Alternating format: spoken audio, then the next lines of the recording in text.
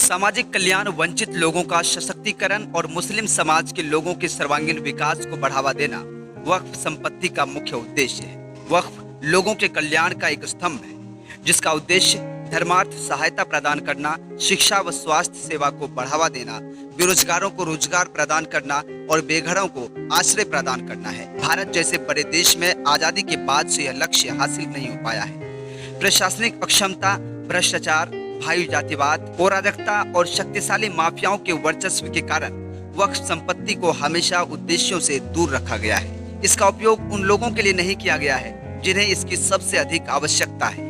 एक सर्वेक्षण के अनुसार वक्फ बोर्ड भ्रष्टाचार, जबरन वसूली और माफिया जैसी शासन व्यवस्था से ग्रस्त है। वक्फ बोर्ड के पास जो धन संपत्ति है, अगर उसका सही तरीके से उपयोग किया जाए तो मुसलमानों की गरीबी, शैक्षिक और आर्थिक पिछड़ापन खत्म हो जाएगी।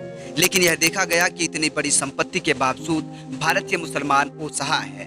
वक्फ पर केवल शक्तिशाली घुसपैठियों का दबदबा है। गरीब मुसलमान जिनके कल्याण के लिए पुरखों ने इतना बड़ा कदम उठाया था, वे इससे पूरी तरह वंचित है। अवैध अतिक्रमण वक्फ संपत्तियों को कल्याणकारी उद्देश्यों के लिए उपयोग करने में सबसे बड़ी बाधाओं में से एक रहा है।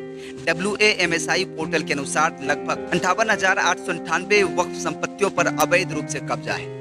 केंद्र सरकार ने पारदर्शिता, प्रभावी प्रदर्शन के उद्देश्यों को सुनिश्चित करने के लिए एक व्यवस्थित दृष्टिकोण के साथ वक्फ संशोधन अधिनियम 2025 पेश किया है, ताकि वक्फ के संसाधनों का सीधे गरीबी उन्मूलन और जरूरतमंद मुस्लिम समाज के लोगों के कल्याण के लिए उपयोग किया जा सके। वक्फ अधिनियम में संशोधन का उद्देश्य गरीब मुसलमान का सर्वांगीण विकास, मुसलमानों की आर्थिक स्थिति और राष्ट्र की समृद्धि को गति देना है। वक्फ संपत्ति के संबंध में एक सख्त कानून और ठोस योजना उज्जवल भविष्य का संकेत है। इससे भारतीय मुसलमानों के जीवन स्तर में सुधार हो और देश के समग्र विकास में मदद मिलेगी। दरअसल वक्फ बोर्ड की आय में पारदर्शिता की कमी और मुस्लिम व राष्ट्रीय बेहतरी के लिए फंड का इस्तेमाल न कर पाना ही केंद्र सरकार को वक्फ कानून में संशोधन करने पर विवश कर दिया। विपक्षी नेताओं, मुस्लिम धर्मगुरुओं और राजनीतिक नेताओं को मुस्लिम समुदाय को भड़काने के बजाय वक्फ बोर्ड के भीतर की समस्याओं को सुलझाना चाहिए और भ्रष्टाचार के रास्ते बंद करने चाहिए। नया वक्फ कानून इसमें मदद करने के लिए तैयार है। केंद्र सरकार ने सामाजिक सुधार और राष्ट्रीय हित के प्रति अपनी मजबूत प्रतिस्पर्धा दर्ज कराकर रास्ता दिखाया है। नए कानून में वक्फ की सारी संपत्ति का रिकॉर्ड एक केंद्रीकृत डिजिटल पोर्टल पर होगा, जिससे बेहतर निगरानी, ट्रैकिंग और जवाबदेही सुनिश्चित होगी।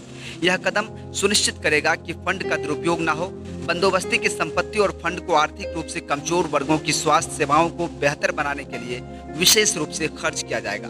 उदाहरण के लिए मुफ्त या रियायती स्वास्थ्य सेवाएं प्रदान करने के लिए बंदोबस्ती की जमीन पर क्लिनिक और अस्पताल स्थापित करना, वंचित वर्गों के बीच दवाओं और आवश्यक उपचारों की उपलब्धता बढ़ाना, संसाधनों के बेहतर प्रबंधन के साथ गरीबों को स्वास्थ्य सुविधाओं तक अधिक पहुंच प्रदान करना और चिकित्सा व्यय के वित्तीय बोझ को कम करना आदि।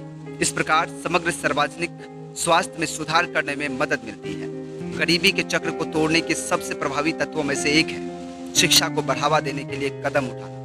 वंचित वर्गों के छात्रों को छात्रवृत्ति और वित्तीय सहायता प्रदान करना, व्यावसायिक प्रशिक्षण केंद्र स्थापित करना, वंचित वर्गों को कौशल प्रदान करना, आर्थिक सशक्तिकरण के लिए वंचित पृष्ठभूमि के लोगों को बेहतर रोजगार के अवसरों तक पहुंच बनाने और उनके जीवन स्तर में सुधार करने में सक्षम बनाना आदि भी अन्य प्रभावी तत्व हैं।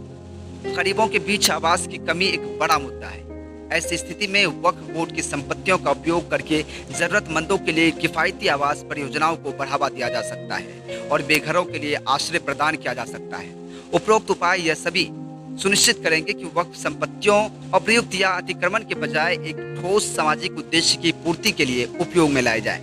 नया वक्फ कानून केवल संपत्ति प्रबंधन का सुधार नहीं है, बल्कि एक परिवर्तनकारी पहल है जिसका उद्देश्य वक्फ के अधिक सामाजिक पहलुओं के लिए उपयोग करना है।